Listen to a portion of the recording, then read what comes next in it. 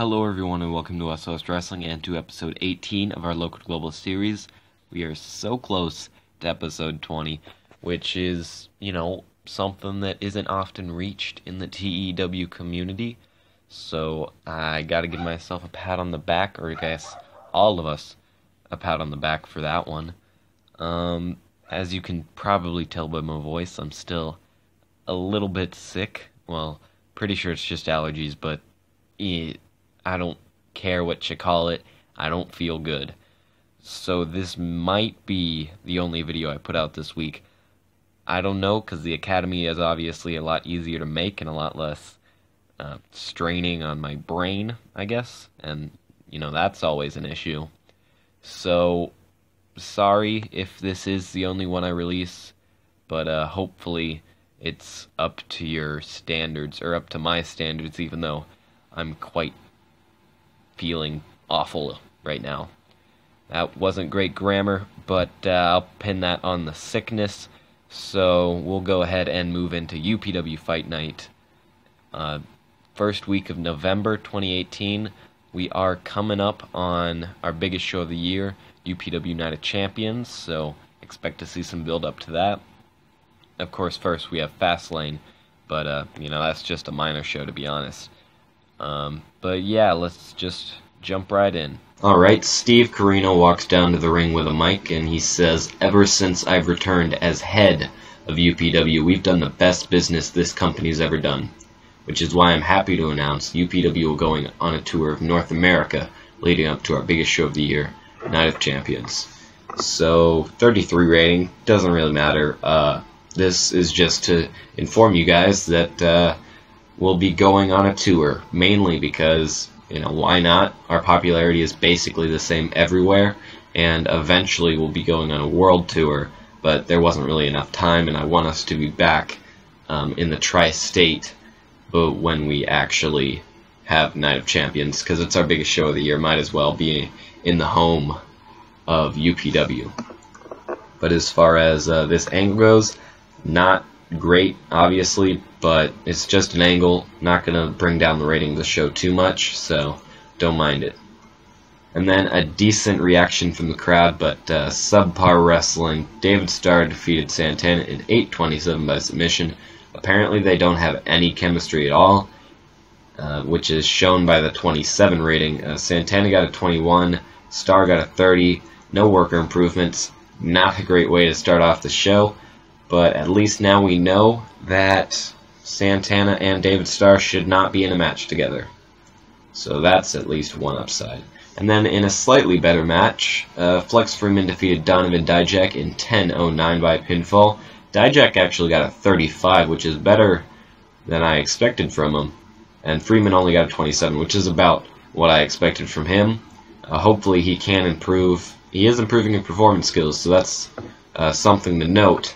I obviously do have big plans for Freeman in the future. I just need him to get decent so I can actually put those plans in place. So hopefully what I do have planned for the near future will help boost him over that little plateau that he's been on for the past, I would say, about a year. So with that, we'll move on to the next segment, which is Morgan and Dijak attacking Freeman after the match. Colby runs down to make the save, but not until the damage has been done, which got a 45 rating, so not a bad segment. Obviously, Colby not able to save Freeman before Dijak and Morgan do at least a little bit of damage, so that might play into this storyline later. Who knows? I mean, I know, but who else knows? So with that, go ahead and move on. And then a pretty decent match. Jason Kincaid defeated Jason Lee in 10:10 by pinfall with a fast roll-up. Lee got a 35, Kincaid got a 43, and Lee's improving in technical and performance. So obviously Kincaid did really well, but we've come to expect that from him in the time that he's spent here. Jason Lee, on the other hand, with his improvements and how he's improved thus far, I think that I'm starting to gain an opinion that would push him into the main event at some point in the near future. Well, maybe not near future, but I will say that at this point I'm thinking that he needs to be a part of UPW's main event picture sometime in the future. I do think that he is going to be part of the UPW roster for a very long time if everything works out and, if he doesn't ask for too much money. So, good match, or pretty good match, and good way to start off this little feud. After the match, Kincaid climbs on the turnbuckle to celebrate, but is hit from behind with a low blow by Lee. Lee stands over Kincaid and says, "You are nothing but scum. You don't deserve to be anywhere near me, much less in the ring with me. And if I hadn't been for him," pointing to the referee, "you wouldn't have beaten me." Lee spits on Kincaid and walks to the back. This got a 47, so about what I was expecting from it. Obviously, Jason Lee does not respect Jason Kincaid in the slightest, and he probably thinks his beard is stupid.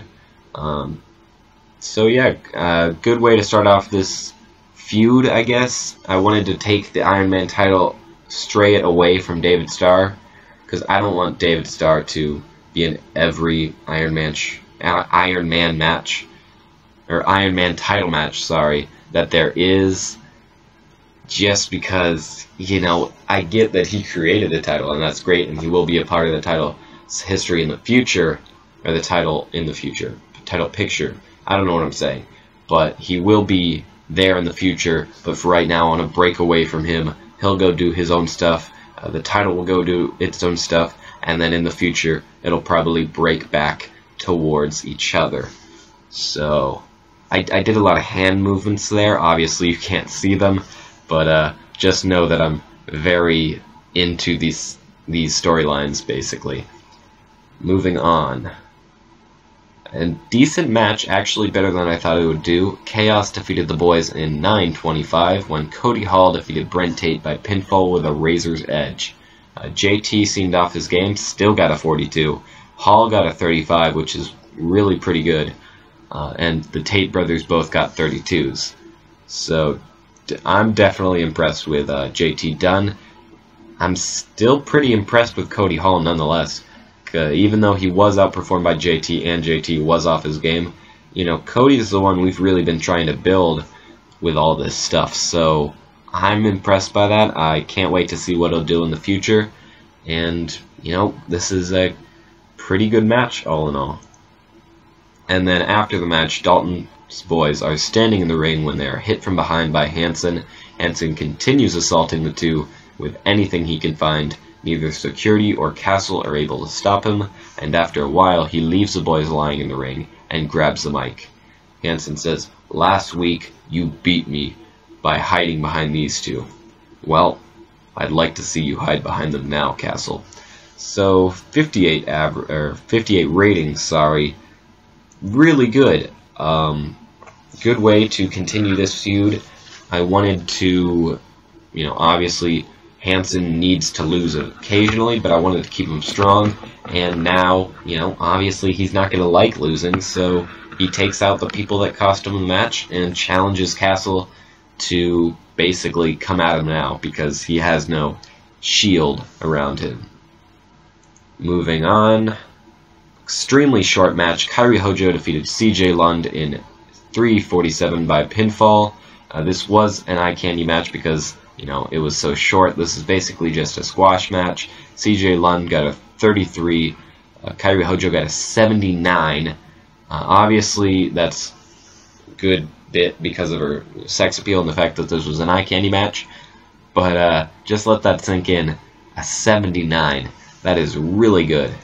So CJ Lund's improving in Rumble skills. Probably won't ever bring her back. Well, maybe, once or twice to be enhancement talent. But all in all, she was just here to job out to Kyrie and advance the storyline, as you will see in the next segment. Kyrie angrily grabs the mic from ringside and calls out Steve Kirino. Hojo says, "You call that competition? I'm trying to prove that I'm the best wrestler in the world," which is pretty hard to do when I'm facing people like that. A little mean to Thunder Kitty, CJ Lund. Yes, that is her actual independent name. Steve comes down to the ring and says, "Calm down, Kyrie. You can consider this a warm-up because next week I'll be giving I will be giving away 2 full-time contracts to whichever woman wins their respective matches." So there will be 2 contracts on the line next week, and for a woman going after them, basically. So that's something to look forward to. Haven't decided who I was going to put in those matches. Honestly, the reason that CJ Lund was there and this whole segment happened was because I forgot to sign anyone. So looks like we're going to be having to improvise a little bit, but I think all in all this helps out the storyline a little bit. So that's always good. Moving on. Joey Janella defeated Rocky Romero in 13:45 by pinfall with a handful of tights. 54 rating. They have great chemistry. Rocky got a 61. Joey got a 42. And wow, this was really good. This probably this was our main event. I didn't even realize. Alright, well, good way to end off the show. And I'm very happy with that. 53 rating. Alright, I think that can definitely be considered one of the better fight nights we've had, at least ratings-wise. And honestly, as far as story, I'm very happy with how the Hansen storyline is going, very happy with how the Kyrie story is going. And, you know, I'm just starting to flesh out the Freeman and Kirino story, and obviously Dijak and Morgan. So we'll see where that goes. Haven't really decided yet. I know the end, or I know where the end will be. I don't know how I'm going to get there yet. So there's a little insight into my creative process, I guess. And that's going to do it for this show. And we'll go ahead and cut right to the second fight night of the episode. So we start off the show with Steve Corino standing in the ring with 4 women that will be fighting for full-time contracts tonight. Steve says, "These women come to us from across the world and are..." And then he's cut off by Craven attacking Marty Bell. Kirino tries to break them up, but is unable to. Craven then grabs the mic out of Steve's hands and faces the back. She says, "Kyrie Hojo, I hope that you enjoy the title while you have it, because soon enough, it's going to be around my waist." And then she drops the mic and heads to the back as Steve helps up Marty. So yeah, pretty good women here. We got Liva Bates, Chelsea Green, Marty Bell, and Vanessa Craven. And really looking forward to giving away these 2 contracts, as it obviously will freshen up the women's division and just the storylines in general, because really over the past year, we've kind of done every storyline that we could with these women, so it's going to be good to bring in some fresh faces. And moving on to the first match of the night, decent reaction from the crowd, subpar wrestling. Dijak and Morgan defeated Freeman and Kirino in 10:55 when Matt Morgan defeated Colby Kirino by pinfall with a carbon footprint. Apparently Dijak got a 37, Morgan only got a 34. Freeman and Kirino got 27 and 28. And Colby's improving in Rumble, so that's good to see. Dijak did a lot better than I thought he would. Morgan did a lot worse than I thought he would. We're paying him way too much, but I guess that's just what you deal with this kind of talent. I mean, he is really kind of old, but, you know, we needed some new faces, and obviously, I guess I wouldn't call Matt Morgan a new face, but at least he's new to us. And in a decent match, Liva Bates defeated Chelsea Green in 13:30 by submission. Okay, this got a 38 as Liva Bates gets her UPW contract, and she also got a 43 match rating, or in-ring performance rather, which is very good. I think she'd probably rank second on the roster because Kimberly might be close, but I think she's definitely up there. So good for Liva Bates. Chelsea Green only got a 27, but that ain't too bad. So we'll go ahead and move on. Congratulations to Liva Bates. And in a decent match, Jason Lee defeated Fire Ant in 9:41 by submission. Jason Lee makes defense number 1 of his UPW Ironman title. Apparently they have great chemistry. Lee getting a 40, Fire Ant getting a 34 for 38 rating for this match. And I really gotta say that I'm very happy with Jason Lee. I mean, I said it earlier in the episode, but really happy with Jason Lee. And we'll go ahead and move on to the next segment, which is Jason Lee is celebrating in the ring when the lights go out in the building. A deep breathing can be heard over the speakers as a cryptic video plays on the screen. The video cuts out into static, the lights turn back on, as Lee stands motionless in the middle of the ring. So, a little bit of mind games from who knows. Not a lot of information given away from that video. You might be able to guess it. It's not insanely hard, but, wanted to keep it at least a little bit of mystery in there. But a 53 rating for this. Real good. Happy with this in, storyline and in the actual rating. So we'll go ahead and move on. A decent match. Vanessa Craven defeated Marty Bell in 6:21 by pinfall with a sit-out powerbomb. Apparently she was off her game. Marty Bell got a 40, Vanessa got a 34, but that was while she was off her game, so I expect her to get like a 40 also. But 33 rating, not, a great match, but I am promising, or it is promising to see Vanessa Craven doing this well when she was off her game, so we get two women who are very capable in the ring, and will hopefully bring some fresh storylines to UPW and to its women's division. And in a decent match, David Starr defeated JT Dunn in 15:27 by submission after a distraction from Trent. Dunn got a 37, Starr got a 40 for a 39 rating. JT Dunn is improving in performance, so Dunn not doing as well as he did last week. It seems like he is, I guess, a tag team specialist, so that's good to note. And Starr doing real well, getting a 40. So that's something to watch, and hopefully he can improve in the future. And then Chaos chase off Trent, and as David Starr celebrates in the ring, that's got a 51. Nothing huge here, they're just chasing off Trent, who obviously cost JT Dunn the match. And, just heating up the rivalry between Chaos and Roppongi Vice a little bit.